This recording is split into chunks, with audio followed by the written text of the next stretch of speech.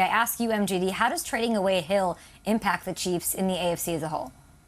Well, this is the thing. They were a big play offense for so long, and a lot of it was predicated off of what Tyreek Hill could do with his speed, down the field, stretching the defense, and then dinking the ball down to either Travis Kelce or whoever it is and get some run after catch, or was throwing the ball to Tyreek and him making the big play as we saw against the Buffalo Bills in that awesome playoff game.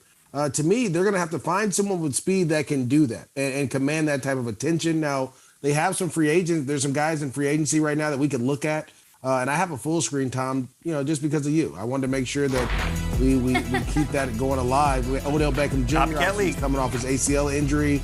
Jarvis Landry. Will Fuller is a big one that I think can command that. Obviously, Julio Jones, we haven't talked about. Possibly can be linked back with the Colts. That's another guy. Then Valdez-Scantling, who we said is already in Kansas City.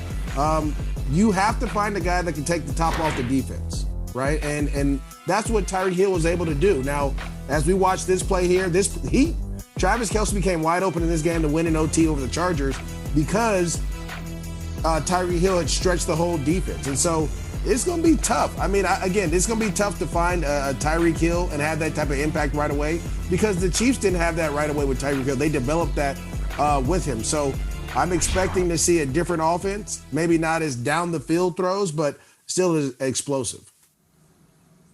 I think this is really significant because those guys, Marie, like Jarvis Landry is not Tyreek Hill. Marquez Valdez-Scantling is Tyreek Hill. No one is Tyreek Hill. It's not, you cannot replace it. Now, the Chiefs aren't dead and buried. The Chiefs aren't going to roll over and go 6-11 next year. But it's really significant. And it's significant because if they lost Tyreek 3 years ago or 2 years or even 1 year ago, different deal. This is the deal now. Give me the faces. This is why this matters, because even the slightest drop-off or the slightest loss of talent, that is your division. This is not a joke. This is not a drill. This is real. Those are the four guys that you have to play pretty much week in, week out. And if you lose to the Chargers or you lose to Russell Wilson 37-34, you would have won that game with Tyreek. I really believe that. And there's this whole backlash now that I'm seeing this morning about how dare anyone slight the Chiefs. Hold on a second. The level I have of admiration for Tom Pelissero and his full screens is I am now stealing one of his own full screens from the last segment. I'm going to rerun your full screen, Tom, because I thought it was that compelling. Here you go. Patrick Mahomes, a stretch without Tyreek Hill.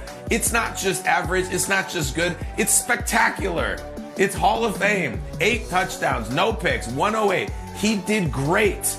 He survived. It is not all about Tyreek Hill. However, that was before Russell Wilson. That was before Justin Herbert was doing Justin Herbert. There are plays and games that we've seen where Tyreek Hill has done things that no one on earth can do. And it makes the Chiefs win. They don't beat the Bills last year without Tyreek Hill. That play where he hit the Jets and ran around Poyer down the far sideline, there is no one in the NFL who can do that. Not Juju, not Kelce, not any of those guys. So think about that, just in a small thing.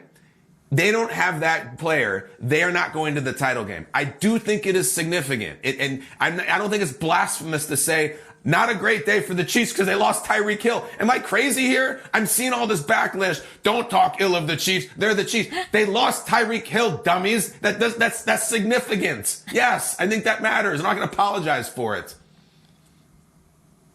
So Kyle steals my full screen to make the exact opposite point I did in the last segment. But guess what? I've got more full screens, Kyle. Let's bring up the Chiefs draft picks that they have. Let's go. The Tyreek Hill trade. If you want to have capital to go make things happen, you can make it rain with 8 picks in the top 4 rounds. They got 4 in the top 62. Of course, those 2 selections at the bottom of round 1. And again, remember, this is all about capital management and resource management in the NFL.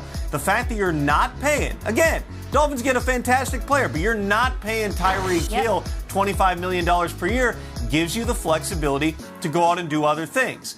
Having said that, Ian Rappaport and I broke the story about an hour after the show yesterday that the contract talks had stalled and that Tyreek Hill's agent had been given permission to seek a trade. That, of course, has been something that had been going on. in recent days, and things came together quickly. By the afternoon, Tyreek Hill was a Miami Dolphin. But I got a text message from a coach in the AFC West shortly after that tweet went out, and it said, and I quote, in all caps, "Please get Tyreek out of the division!" Exclamation point. Yeah. Other coaches are watching this, particularly in that division, because there's so much talent coming in. Guys like Devontae Adams. Getting Tyreek Hill out is a tiny little victory when it comes to game planning. But again, the Chiefs are not done. This is not the end game. It's not just, well, we lost Tyreek, we got Juju, we're good.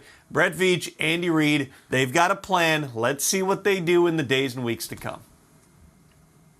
Tom, when you say that plan, are you talking for this year? Like, you don't think they might have a rougher year this season? Because it seems like everything they did in that haul they got was for long term, which is great. And even if they have a rough year, I would be very careful in going in the let's bury the Chiefs motif that we're seeing because of all the picks that Tom showed. But, Tom, do you think that they're making moves for this year?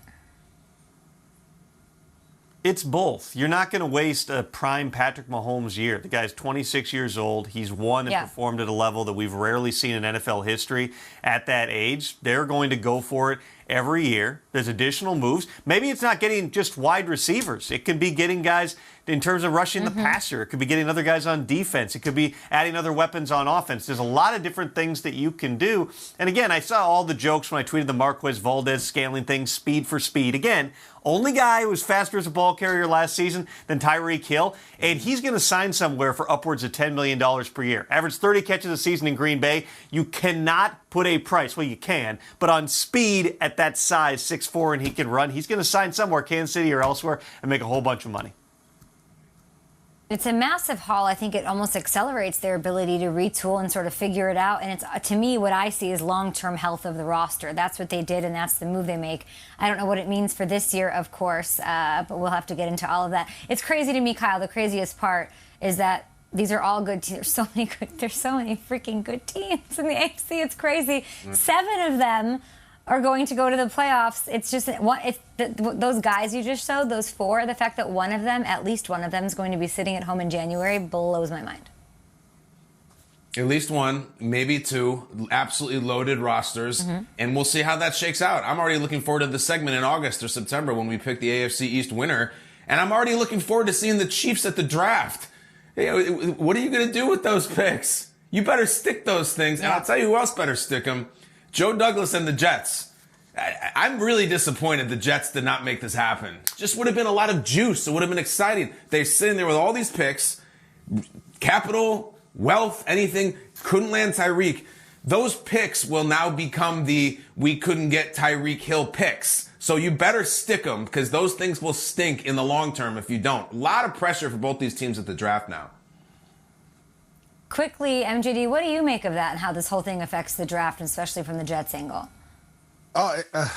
Well, I mean, if you're the Jets, you're trying to get the top guy. I don't know if the number 10 pick, if you're going to give that up plus multiple picks behind that. I mean, again, that's a tough deal for one guy. Don't get me wrong, Tyreek is definitely a big-time playmaker. But, look, at the end of the day, there may be 3 teams in the AFC West that don't make it because they're going to all have to play each other and devour each other. That's just what happens. And the Chiefs have been able to withstand that. I just don't know what's going on. You got to think of who's in the AFC North. You have the Browns. You have possibly the Steelers, the Ravens, the Bengals. The East, you have the Dolphins and the Bills. And you still have a team or 2 coming out of the South, possibly because of the way that everything's schedules, how all the schedules work out. So, I mean, they're going to have to win and win a ton and draft well if you're the Jets, if you want to try to compete in this AFC conference.